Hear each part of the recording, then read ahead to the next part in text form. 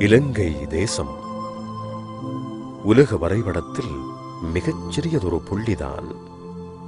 ஆனாலும் உலகமே உற்று பார்க்கும் ஒரு சொர்க்க புரியாகவே திகழ்கிறது. விழிகளுக்கு விருந்தளிக்கும் இந்த காட்சிகள் எமது தேசத்தின் செல்வங்களே.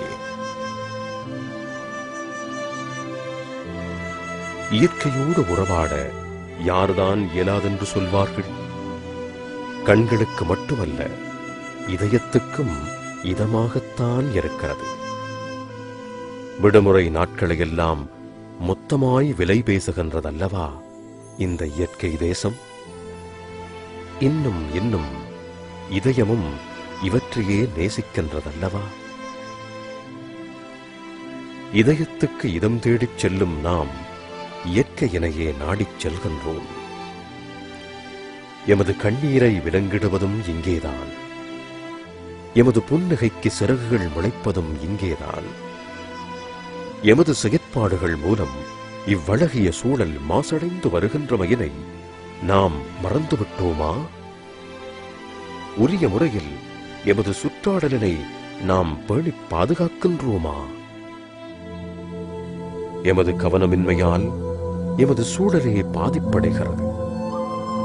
இயற்கை அழிவுகளை நாமே சந்திக்க வேண்டியிருக்கிறோம்.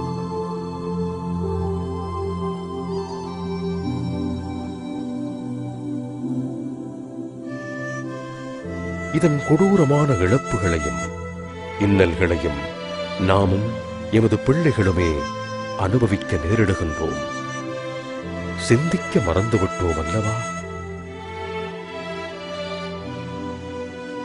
அரசாங்கமும் சமூக சேவை நிறுவனங்களும் சூழலை பாதுகாப்பதற்கு பல்வேறு வேலை திட்டங்களை மேற்கொண்டு வருகின்றமை குறிப்பிடத்தக்கது. நாமும் சூழலினை பாதுகாப்பதற்கு எம்மாறான பங்களிப்பினை வழங்க வேண்டியது அவசியமல்லவா? எமது செல்வங்களுக்கு வளமான எதிர்காலத்தினை உறுதி செய்ய வேண்டியது எமது பொறுப்பல்லவா?